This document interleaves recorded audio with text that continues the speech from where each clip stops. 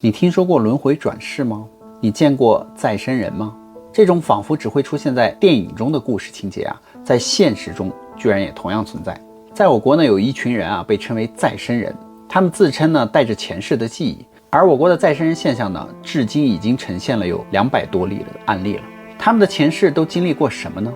让我们进入今天的故事啊，前世的证据，再生人。Hello， 大家好，我是有少年感的小雨。大家好，我依旧是大家眼中的小唐。节目从这期开始会进行抽奖活动，详情请见节目最后介绍哦。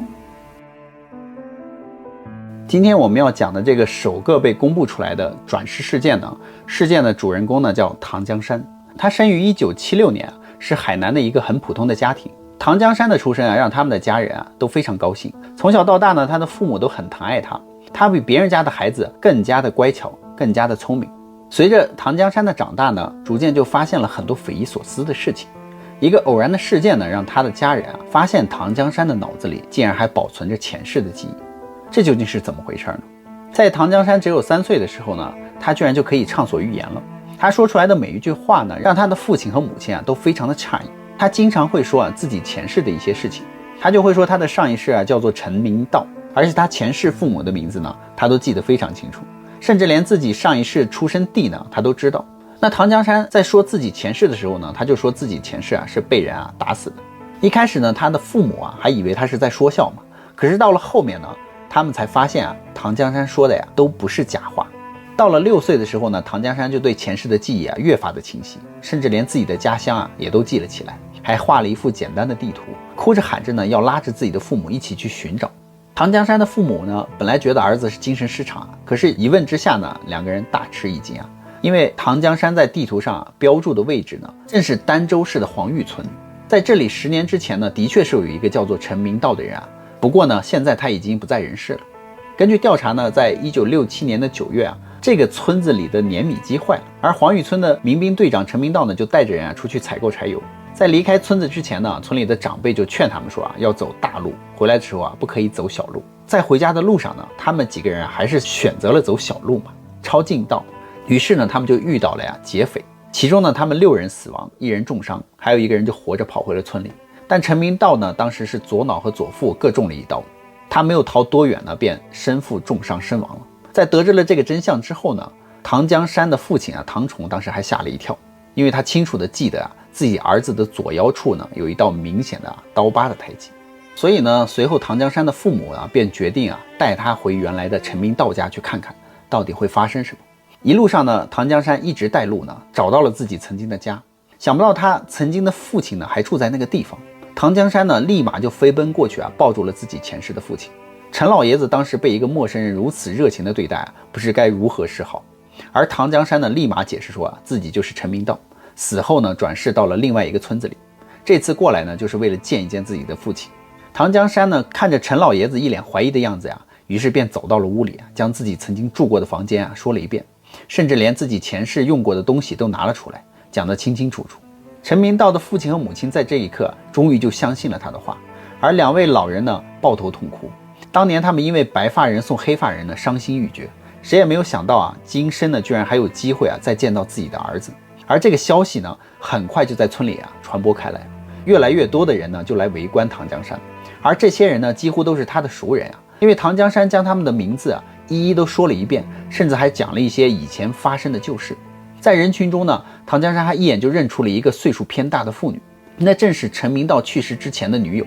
而唐江山向她走去就回忆着那些只属于他们2个人之间的往事。于是那个女人立刻就边哭边抱住了这个只有6岁大的孩子。这一趟儋州之行呢，就让唐家和陈家呢对唐江山的话深信不疑。而每逢年过节呢，唐江山还会奔波于2家，直到1988年呢，直到陈老爷子去世而且唐江山呢还为他亲自守灵。知道这个故事的人呢，当时无不惊讶称奇。关于唐江山这件事情呢，有太多的疑点呢，不是现代的科学能够解释得清楚的。首先，为什么唐江山3岁就有前世父母家乡口音，而且2家的相距的距离呢有160多公里？他是如何记得那么清楚的呢？而且唐江山是怎么知道陈明道是怎么死的呢？又为什么知道他生前发生过的所有事情呢？虽然很多人都觉得这是一个骗局但却没有任何确凿的证据能够证明唐江山所言不实。所以真相呢还有待去挖掘。另外一个故事呢，就是湖南与广西的交界处啊，还有一块很少有人踏足的神秘地带，那里呢经常也发生一些常人无法解释的怪事。就在湖南省的平阳乡的侗寨里面，有很多人都能够清楚地记得自己的前世，而且还能够找到自己前世的家和葬身之地，甚至还有人说啊，自己的前世呢就是某种动物。难道他们都是没有喝过孟婆汤的转世人吗？也正因如此呢，这个村子呢也被叫做轮回村。就在22年前啊，在平阳乡的都垒侗寨呢，就有一对感情深厚的姐妹花。有一次姐姐呢被父母训斥啊，于是就萌生了弃世的想法。不曾想的妹妹啊也要跟随她一起去，于是两个人就凑钱买了一瓶杀虫剂啊，就喝了。之后呢，两个人居然都投胎到了该乡的另一个新寨村，成为了村里的吴菊聪夫妇旗下的一对孪生姐妹。这个故事听起来就是天方夜谭嘛，但是确有其事啊。这一对孪生姐妹呢，一个叫吴诗彩，一个叫吴诗航。他们说呢，他们的前世一个叫石培胜，一个叫姚培罗。一时间呢，这个消息被传得沸沸扬扬。记者呢，在新寨村的吴菊聪和他的妻子的家中走访的时候呢，妻子就对记者说啊，他生下这对孪生姐妹的前几天呢，就听说啊，都垒呢有2个女孩子喝了杀虫剂去世了。没过几日呢，他在临产前啊，阵痛昏迷之中呢，就隐隐约约的看见了有一对年轻的姐妹啊，就跟着他进到了自己的家里。生下来之后呢，果然是一对孪生姐妹，只是那个时候他并没有将这2件事联系在一起嘛。随着时间的推移呢，姐妹俩啊渐渐长大，常常就回忆起自己当时是怎么不小心喝下杀虫剂啊，怎么倒在了田地里，又是怎么被人埋葬的情景。而他们在都垒的父母得知这件事情之后啊，也赶了过来。2个人当时就像见到了久别的家人一样啊，依依不舍。后来呢，都垒的远房亲戚啊都来看望他们，他们也对人们说了很多从前都垒发生过的事情。令人惊叹的是，如今这对双胞胎的前世的父母啊，已经将他们当成了自己的女儿的转世，对这2个孩子呢宠爱有加。而2个女儿呢，也对昔日的家人啊念念不忘，一有空呢就经常去一趟都垒啊，去看望他们，享受着家庭的温馨。其实像这样的例子呢还有不少，比如说轰动世界的1949年啊，朱秀华借身还魂事件。那是在麦寮乡的一家建筑材料店，店主呢叫吴秋德，他的妻子呢叫林网妖。当时他说他妻子啊突然昏倒在地啊，被他送到医院之后呢，医生诊断啊已经没有生命的体征了，但是他的死因却没有查明。而吴秋德呢只好就带着妻子啊回到家中准备后事。可是3日之后呢，就在葬礼开始的时候啊，吴网妖竟然忽然当着所有人的面啊坐了起来，说他呢叫朱秀华，他是借着吴网妖的身体重生的。一开始呢，所有人都认为啊，吴网妖是被什么刺激了大脑啊，才变得不正常了。但随着时间的推移呢，吴秋德也发现了这件事情的蹊跷。他的妻子似乎是患上了什么失忆症，什么都记不起来了，连自己的亲人呢都忘记了。只是呢，他总是说自己叫朱秀华，是从金门来的之类的话。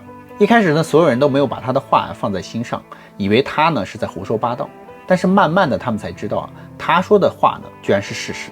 而且呢，林网妖以前是文盲啊，不认识字，也不会写任何字。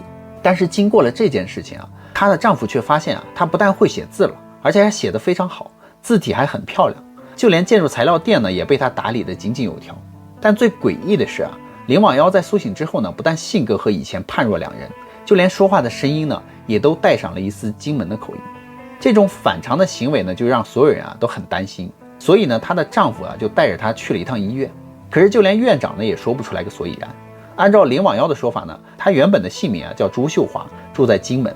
因为1958年的战乱呢，她就和她的家人啊选择坐船逃亡。没想到在半路上呢，她的双亲遭到了炮火的袭击啊，仅留下了18岁的朱秀华孤身一人逃上了一条渔船。然而世事无常嘛，这个渔船刚开动没多久呢，渔船呢也被一炮弹给炸毁了。所幸朱秀华没有死，她就在这个海上抓着一块木板漂浮了3-4天。之后随着海浪就来到了云林县台西乡附近的一个海丰岛上，被一个渔民啊抢走了身上的财物，并被投掷于海中丧命的。朱秀华被淹死之后呢，再睁开眼睛呢，已经就变成了如今的林网妖了。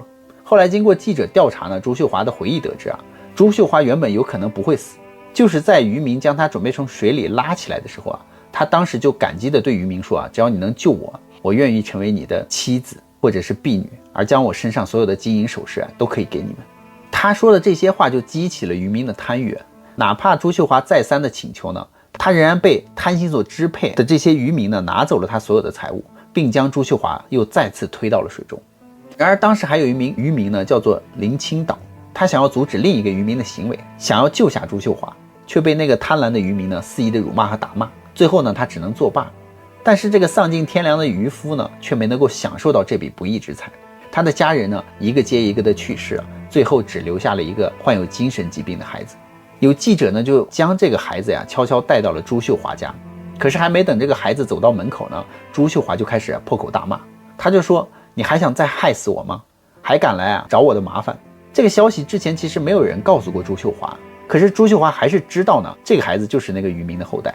之后呢，她的丈夫呢，吴秋德为了躲避媒体把朱秀华借用他妻子身体的这个人就带到了一个乡下隐姓埋名的生活了。